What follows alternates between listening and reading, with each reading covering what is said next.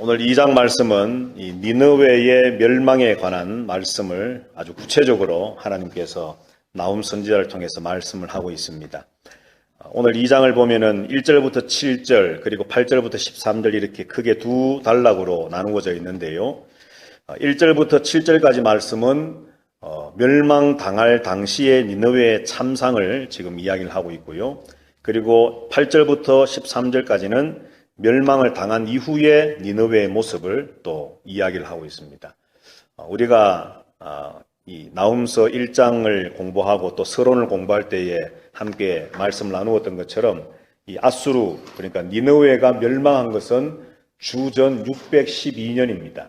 자, 그런데 이 나훔은 아직 니느웨가 멸망하기 전인데도 불구하고 마치 니느웨가 완전히 멸망한 것을 본 것처럼 오늘 이 2장에서 니느웨의 멸망을 지금 예언을 하고 있다는 것이죠. 자, 그만큼 니느웨의 멸망은 확실하다 하는 것을 이제 이야기하는 거겠죠. 아직도 니느웨가 멸망하지 않았음에도 불구하고 또 니느웨가 멸망하지 않았기 때문에 그 누구도 이 세계 최대 강대국인 아수르가 멸망할 것이라고 상상조차 하지 못하던 그런 시기였는데 불구하고 하나님은 나훔 선지자를 통해서 이 니느웨의 아수르의 멸망의 모습이 이럴 것이다 라고 하는 것을 아주 마치 지금 보고 이야기하는 것처럼 생생하게 말하고 있기 때문에 그만큼 니느웨의 멸망은 확실하고 하나님의 심판은 분명하다 하는 것을 우리에게 이야기를 해주는 것이 2장의 말씀입니다.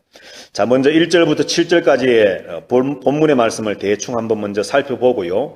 오늘 이 말씀을 통해서 나훔서 2장을 통해서 하나님 우리에게 주시고자 하는 메시지를 또 한번 우리가 발견을 해보고 또 같이 나누어 보려고 합니다. 자, 1절에 보면 파괴하는 자가 너를 치러 올라왔나니 너는 산성을 지키며 길을 파수하며 내 허리를 견고히 묶고 내 힘을 크게 굳게 할지어다. 파괴하는 자, 니느웨를 멸망하고 파괴할 자가 치러 올라왔다. 바벨론과 메데파사의 연합군들이 이제 곧 닥쳐올 것이라는 거죠. 그래서 니느웨는 산성을 지키고 길을 파수하고 허리를 묶고 힘을 이렇게 모아라. 힘을 크게 굳게 하라.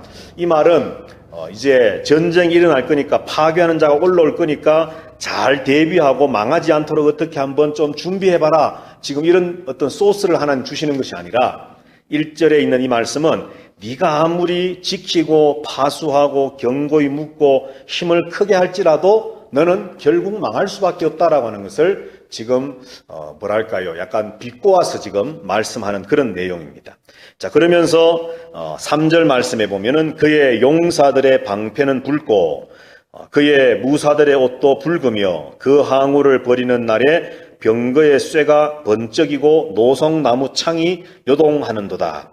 여기 그의 용사들 할 때 그는 바로 바벨론의 용사들을 말합니다. 바벨론 나라의 군사들은 마치 로마 군인들처럼 붉은 망토를 입었다고 합니다. 그래서 여기 보면은 방패도 붉고 그의 무사들의 옷도 붉다. 항우를 버리고 병거의 쇠가 번쩍이고 창이 노송으로 만든 이 창의 나무가 이 틀이 노송나무로 만들었겠지요. 요동친다. 그리고 그 병거는 미친 듯이 거리를 달리며 대로에서 이리저리 빨리 달리니 그 모양이 횃불 같고 빠르기가 번개 같다. 그가 그의 존귀한 자들을 생각해내니 그들이 엎드러질 듯이 달려서 급히 성에 이르러 막을 것을 준비하도다. 자, 이렇게 어떤 이 바벨론 군사의 그 어떤 번개처럼 빠르다, 횃불처럼 그렇다, 이런 등등의 말씀, 빨리 달린다. 하여튼 하나님의 어떤 그 바벨론을 사용하셔서 아수르를 치는 그 어떤 급격한 모습들을 지금 이제 설명을 하는 것이지요. 자, 그 다음에 6절에 보면 강들의 수문이 열리고 왕궁이 소멸된다. 정한 대로, 하나님께서 정하신 대로 왕후가 벌거벗은 몸으로 끌려가고 모든 시녀들이 가슴을 치며 비둘기같이 슬피 운다. 바벨론에 의해서 아수르가 니느웨가 완전히 멸망되어질 것을 지금 이야기합니다. 그리고 그 멸망되어진 이후의 모습을 이제 조금 전에 말씀했던 것처럼 8절 이하에서 또 역시 말씀하는데 니느웨는 예로부터 물이 모인 못 같더니 이제 모두 도망하니 서라 하나 돌아보는 자가 없도다. 큰 어떤 강을 중심으로 해서 나라가 형성되어서 그래서 이 물이 모인 곳 같다 하는 말은 니느웨가 그만큼 부강한 나라였다는 것이지요. 아무래도 애굽이 나일강에 있었고 또 이쪽에 아수르가 유브라데 강으로 있었고 했던 그런 강들 주변에 나라들이 있기 때문에 부강했다는 겁니다. 그런데 그 모든 것들을 다 버리고 이제 좀 서라 해도 돌아보는 자 없이 다 도망을 가버렸다는 것이죠. 은을 노력하라, 금을 노력하라. 그 저축한 것이 무한하고 아름다운 기구가 풍부하였다. 이렇게 어떤 풍성함을 누렸다는 것이지요. 그러나 10절에 보면 니느웨가 공허하였고 황폐하였도다. 주민이 낙담하여 그 무릎이 서로 부딪히며 모든 허리가 아프게 되며 모든 낯이 빛을 잃었도다. 완전히 멸망했기 때문에 더 이상 삶의 소망을 가질 수가 없다는 것이지요. 그리고 11절에 보면 또 비유적으로 말합니다. 이제 사자의 굴이 어디냐? 젊은 사자가 먹을 것이 어디냐? 니느웨를 사자로 지금 비유해서 말합니다. 전에는 숫사자 암사자가 그 새끼와 사자와 함께 거기서 다니되 그것들을 두렵게 할 자가 없었다. 아수르같이 세계 최대 강대국이었다는 것이죠. 그런데 숫사자가 새끼를 위해서 먹이를 충분히 찢고 그의 암사자를 위해서 움켜 사냥한 것으로 그 굴을 채웠었지만 이제는 더 이상 그렇게 할 수 없게 되었다. 끝이 나버렸다. 라고 말씀을 합니다.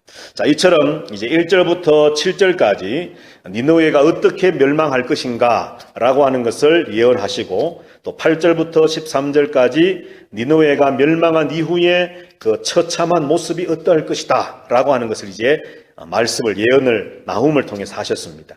자, 그런데 오늘 우리가 쭉 같이 지금 보면서 제가 설명하지 않은 절이 있지요. 2절과 13절 말씀입니다.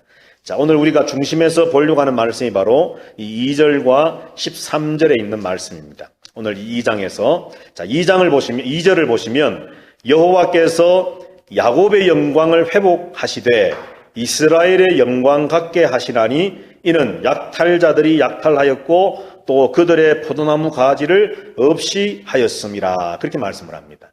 하나님께서 니느웨를 바벨론을 도구로 써서 이렇게 니느웨를 멸망시키시는 이유를 지금 이야기합니다. 2절이 그죠? 그 이유가 뭐라고 말씀을 하고 있지요? 여호와께서 야곱의 영광을 회복하기 위함이라 그렇게 말합니다. 그런데 그 야곱의 영광을 회복한다는 것을 이스라엘의 영광 같게 하신다라고 말합니다.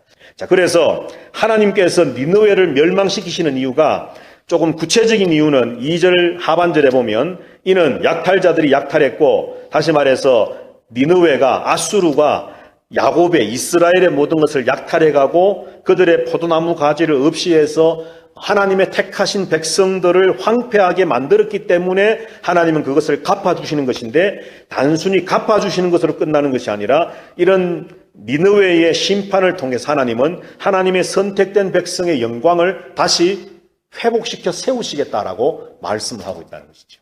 자, 이것은 오늘 나훔서에서 나훔 선지자에게만 통해서 말씀하시는 것이 아니라 사실은 구약 성경의 선지자들과 또 우리가 지금 토요일마다 공부하고 있습니다만 이 계시록 말씀에도 보면 하나님께서 사탄이 용이고 또 짐승들과 그의 추종자들과 음녀 바벨론 이것들을 심판한 악의 세력들을 심판하시는 가장 큰 이유를 요한계시록이 뭐라고 말씀하고 있는지 여러분들 기억하십니까? 왜 하나님께서 악의 세력들을 심판하시지요? 요한계시록을 볼 때에 매주마다 열심히 우리가 요한계시록 공부를 하는데 이런 거 다 그냥 잊어버리시면 왜 하나님께서 사탄을 악의 세력들을 심판하시지요? 가장 결정적인 이유가 뭡니까? 요한계시록에서. 그렇지요. 모든 세상 나라가 주와 그 그리스도의 나라가 되게 하기 위함입니다. 그러니까 악의 세력을 물리치시고 그 악의 세력을 물리친 다음에 그냥 악의 세력을 물리친 것으로 끝 이것이 아니라 악의 세력들을 완전히 하나님께서 영원한 불못에 던져 넣으셔서 멸망시키신 다음에 그 악의 세력이 이제는 없는 그곳에 하나님의 나라, 다시 말해 하나님의 영광을 세우시기 위함이라는 것이죠. 바로 이 사상이 계시록에만 있는 것도 아니고 어느 날 그냥 주후 100년에 요한에게 어느 날 뚝 떨어진 것도 아니고 또 주전 한 700년경에 나훔 선지자에게만 말씀한 것도 아니고 구약과 신약에서 동일하게 말씀하고 있는 큰 어떤 그 맥 중에 한 가지가 뭐냐 하면 이 세상에 악이 존재하는데 언젠가는 하나님께서 그 악을 소멸하실 것이라는 겁니다. 그런데 그 악을 소멸하시는 이유는 악이기 때문에 하나님 보시기에 안 좋아서 그냥 그것을 없애기 위한 것으로 하나님 목적하시는 것이 아니라 하나님께서는 또 다른 더 큰 목적이 있다는 것이지요. 하나님의 나라를, 하나님의 백성의 영광을 회복시키시고 하나님의 영광을 회복시키셔서 이 땅에 하나님 나라를 세우기 위한 하나님의 계획이 있다는 것입니다. 그래서 오늘 본문도 단순히 니느웨가 범죄했기 때문에 하나님의 백성을 약탈하고 하나님의 백성의 포도원을 흘러버리고 하나님의 백성들을 힘들게 했기 때문에 그냥 악을 저질렀기 때문에 거기에 상응하는 어떤 대가를 지불하겠다라고 하는 심판의 의미로 끝나는 것이 아니라 하나님은 그것 너머에 하나님의 백성의 영광을 회복하셔서 하나님의 백성 이스라엘의 영광, 옛 영광을 하나님께서는 다시 일으켜 세우시겠다라고 말씀을 하고 있다는 것이죠. 자, 그래서 이 2절 말씀을 통해서 우리가 얻을 수 있는 어떤 메시지가 뭐겠습니까, 여러분? 우리가 또 한 가지 주목해야 할 어떤 하나의 단어가 뭐냐면 7절에 있는 정한대로라고 하는 단어지요. 정한대로. 이 누가 정한 겁니까? 하나님이 정하신 거지요.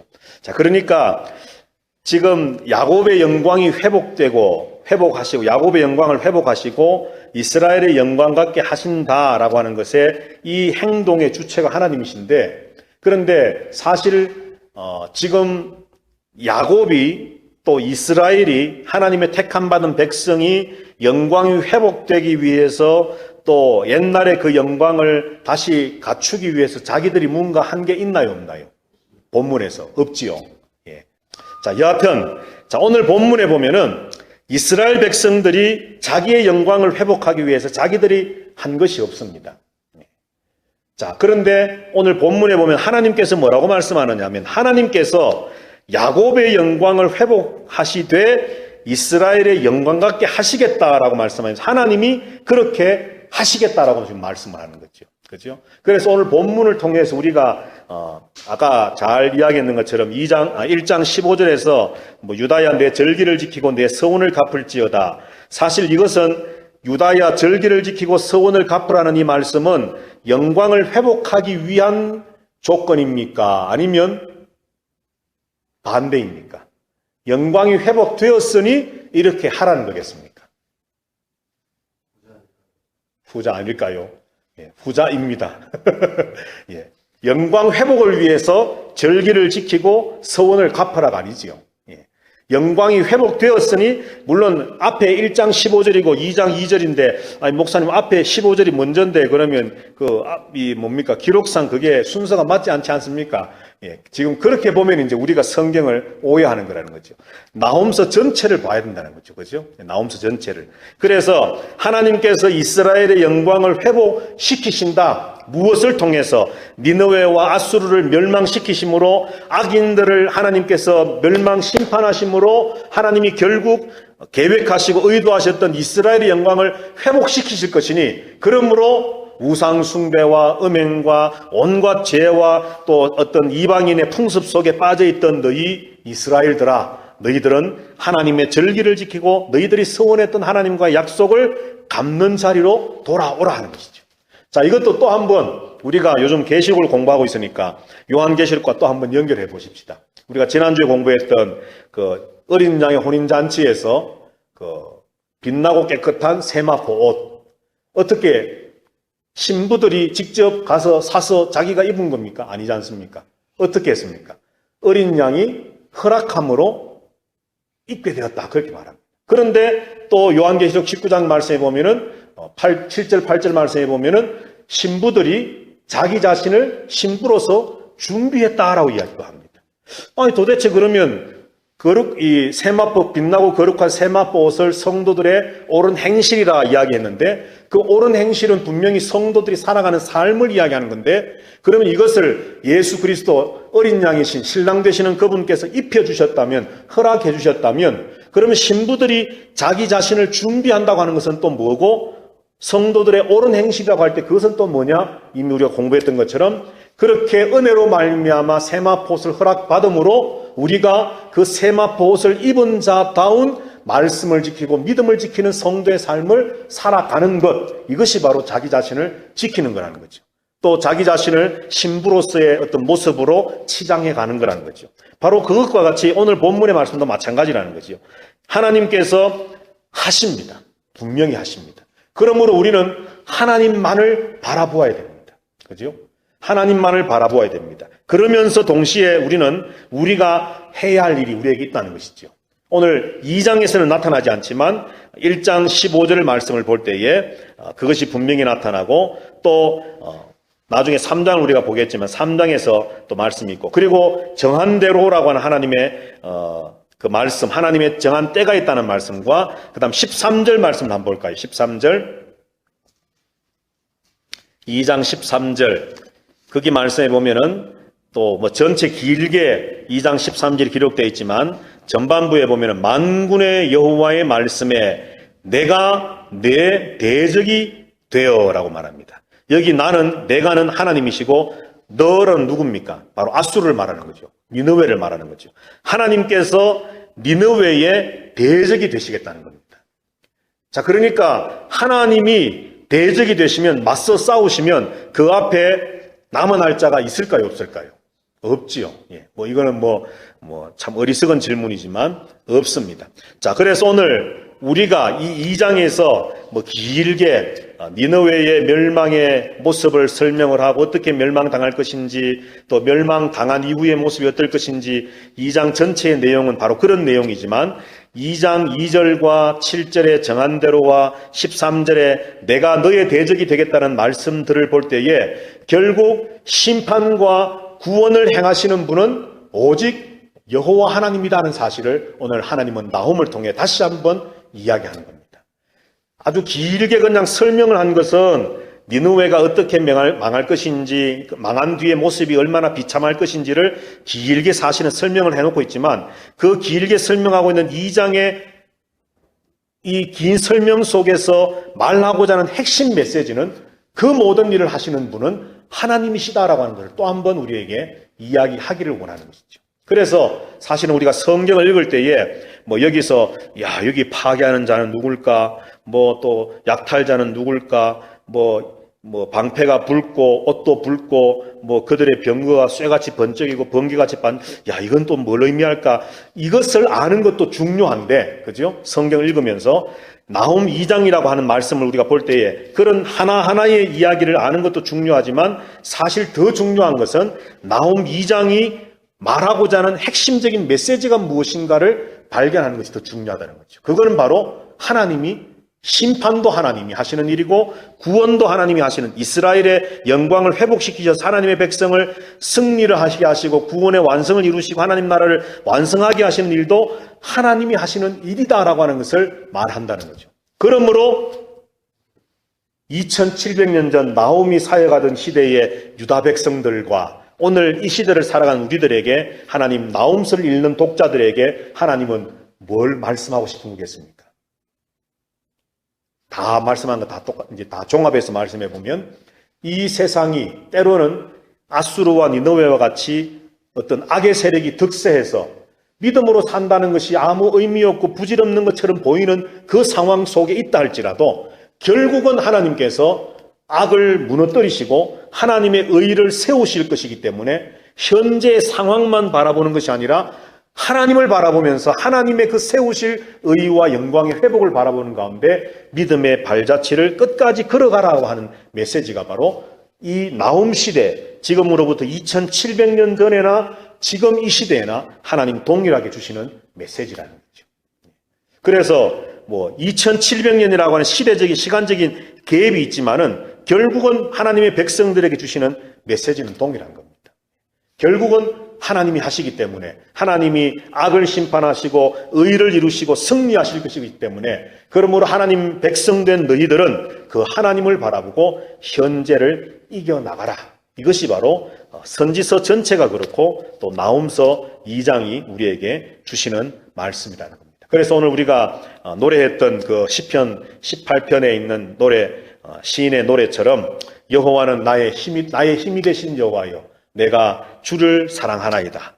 여호와는 나의 반석이시요 나의 요새시요 나를 건지시는 이시요 나의 하나님이시요 내가 그 안에 피할 나의 바위시요 나의 방패시요 나의 구원의 뿌리시요 나의 산성이시로다. 이것이 우리의 삶 속에 고백이 되어지면 좋겠습니다. 그리고 예수님은 뭐라고 말씀을 했습니까, 여러분? 예수님께서 마태복음에 보면, 물론 공간복음에 다 나타나고 있지만, 너희의 몸은 죽여도 영혼은 죽이지 못하는 자들을 두려워하지 말고 너희의 몸과 영혼을 능히 지옥에 멸하실 수 있는 하나님 아버지, 옛날 성경의 천부를, 하나님 아버지를 두려워하라. 그러니까 우리가 바라보아야 할 분, 우리가 두려워해야 할 분, 우리가 의지해야 할 분은 오직 하나님 한 분 외에 없다는 겁니다. 오늘 이것을 하나님께서는 나훔을 통해서, 그래서 사실은 이 말씀을 줄 때에, 이스라엘 백성 이 말씀을 받을 때에 좀 어리석은 자들은 야, 니느웨가 멸망하는구나, 결국은 까불더니만 잘 됐다, 이렇게 좀 약간 뭐랄까요, 좀 그렇게 받아들이겠지만, 정말 영안이 좀 열려있고 어느 정도 하나님의 어떤 메시지와 하나님의 어떤 그런 것들을 이해하는 성도들은 이 말씀을 받을 때에 우리가 하나님만을 바라봐야 되는구나. 결국 악을 심판하시고 의를 세우시는 분이 하나님이시기 때문에 이 세상 것들에 의해서 우리가 막 흔들리는 것이 아니라 우리가 결국은 하나님만을 바라보고 이 고난도 결국은 지나갈 것이니 우리가 믿음의 백성다운 삶을 끝까지 살아가며 하나님만 의지해야 되겠구나 하는 것을 그들 그 시대에도 깨달았을 것이라는 거죠. 오늘 우리들도 이것을 깨닫고 이런 믿음으로 승리하며 살아갈 수 있게 되기를 주님의 이름으로 부탁합니다.